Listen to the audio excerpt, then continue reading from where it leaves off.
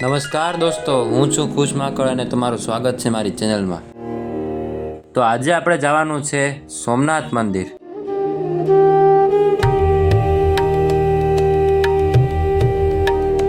આ સફરની શરૂઆત આપણે ગુજરાતનું દિલ એટલે કે રાજકોટથી શરૂ કરશું।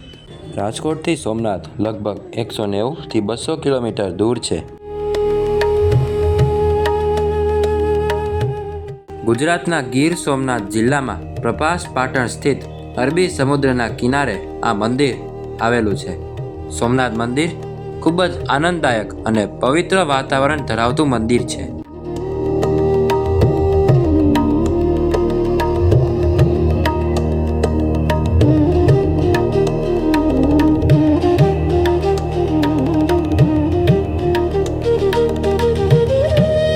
આ સફરમાં તમને જોવા મળશે ગુજરાતની સાચી સુંદરતા, ગામડા, ખેતરો અને શાંતિભર્યો માહોલ।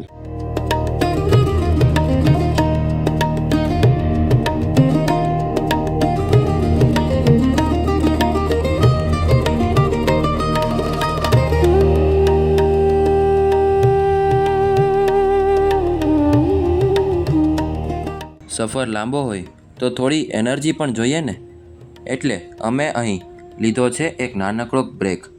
કાઠિયાવાડી નાસ્તો અને ચા વગર મજા નથી આવતી।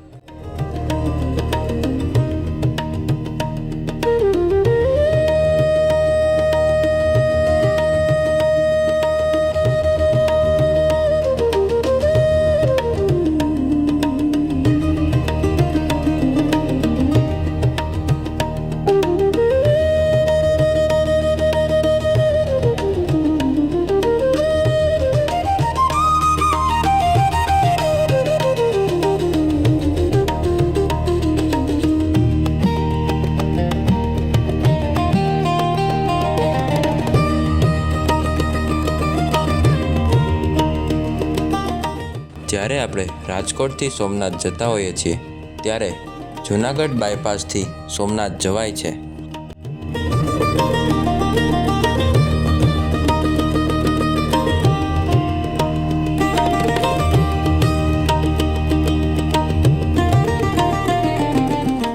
મિત્રો, સોમનાથ મંદિર 12 જ્યોતિર્લિંગમાંનું પ્રથમ જ્યોતિર્લિંગ માનવામાં આવે છે। કહેવાય છે કે આ મંદિરને અનેક વખત તોડી પાડવામાં આવ્યું, પરંતુ દરેક વખતે ફરીથી તેનું નિર્માણ થયું, જે આપણને શીખવે છે કે શ્રદ્ધા અને વિશ્વાસ ક્યારેય નષ્ટ થતો નથી।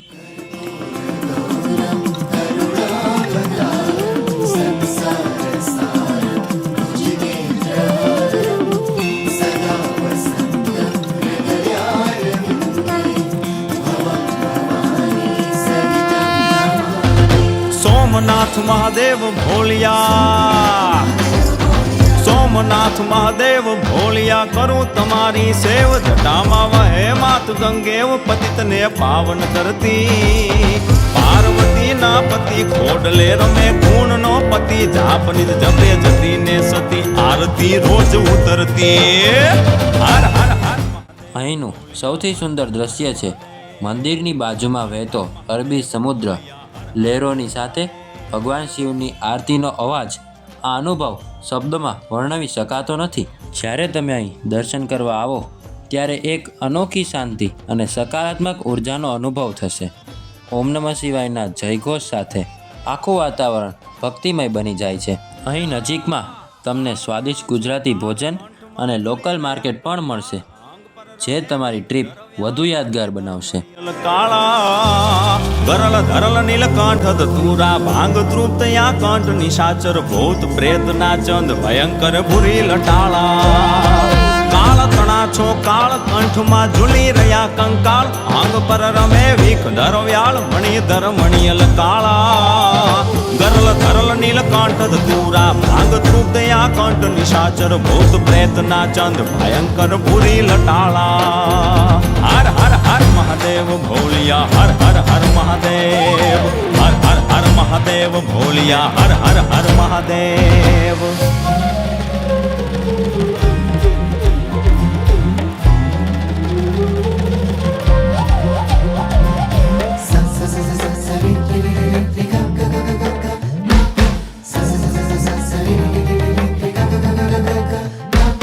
નિર્મળ જલની ધાર ધરે કોઈ બિલી પત્ર ઉપહાર શિવાય ઓમ નમઃ કરે ઉચ્ચાર ધ્યાન શંકરનું ધરે ધર્મ અર્થ ને કામ મોક્ષ સૌ ચારુ ફળ ને શામ સદાશિવ હામ ધામ ને ઠામ સમર્પે સેવક દ્વારે નિર્મળ જલની ધાર ધરે કોઈ બિલી પત્ર ઉપહાર શિવાય ઓમ નમઃ કરે ઉચ્ચાર ધ્યાન શંકરનું ધરે ધર્મ અર્થ ને કામ મોક્ષ સૌ ચારુ ફળ ને શામ સદાશિવ હામ ધામ ને ઠામ સમર્પે સેવક દ્વારે હર હર હર મહાદેવ ભોલિયા હર હર હર મહાદેવ હર હર હર મહાદેવ ભોલિયા હર હર હર મહાદેવ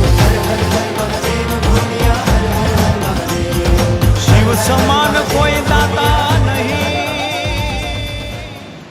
અત્યારે હું ઊભો છું સોમનાથ મહાદેવના પ્રાંગણમાં અને એકદમ દરિયા કિનારે અને ખૂબ જ મજા આવે છે. ખૂબ જ આનંદદાયક વાતાવરણ છે. એકવાર ચોક્કસ અહીંયા મુસાફરી કરવા જેવી છે. ત્યારબાદ હું પહોંચ્યો રામ મંદિર, જે સોમનાથ મંદિરની નજીકમાં આવેલું છે.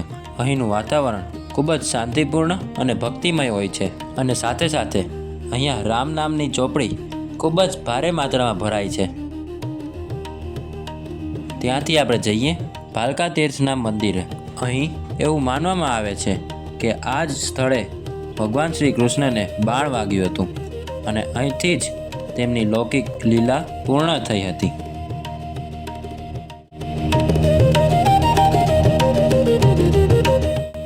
આ સ્થળ પર ઊભા રહીને એક અલગ જ ભાવના અનુભવાય છે. દિવસમાં સોમનાથ મંદિર જેટલું સુંદર લાગે છે એથી પણ અનેક ગણું વધારે દિવ્ય અને શાંતિપૂર્ણ લાગે છે રાત્રે. રાત્રિના સમયે જ્યારે સૂર્યાસ્ત થાય છે અને આખું મંદિર લાઇટથી ઝગમગતું બની જાય છે ત્યારે અહીં એક અલગ જ દુનિયા સર્જાય છે. ઠંડી હવા, સમુદ્રની લહેરો અને ભગવાન શિવનું નામ, આ બધું મળીને એક અલૌકિક અનુભવ આપે છે.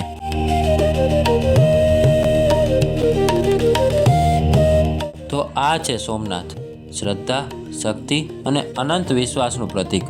અહીં દરેક પથ્થરમાં ઇતિહાસની ગાથા લખાયેલી છે. કહેવાય છે કે આ મંદિરનું પ્રથમ નિર્માણ ચંદ્રદેવે કર્યો હતો અને ત્યારબાદ અનેક વખત આ મંદિર તૂટ્યું, પરંતુ શ્રદ્ધા ક્યારેય તૂટી નહીં. મોહમ્મદ ગઝનીના આક્રમણથી લઈને અનેક વિપત્તિઓ સુધી સોમનાથ હંમેશા ફરી ઊભું રહ્યું, વધુ ભવ્ય, વધુ શક્તિશાળી.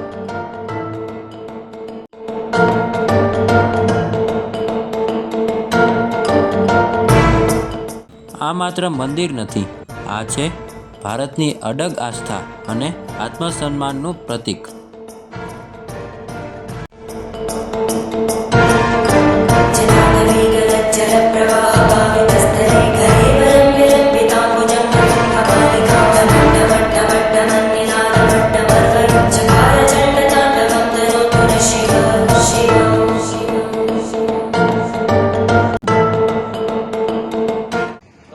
મારી ટ્રીપ અને આ એકવાર ચોક્કસ આવવા જેવું છે. તો ફરી મળીએ બીજા કોઈ વિડીયોમાં. મહાદેવ હર.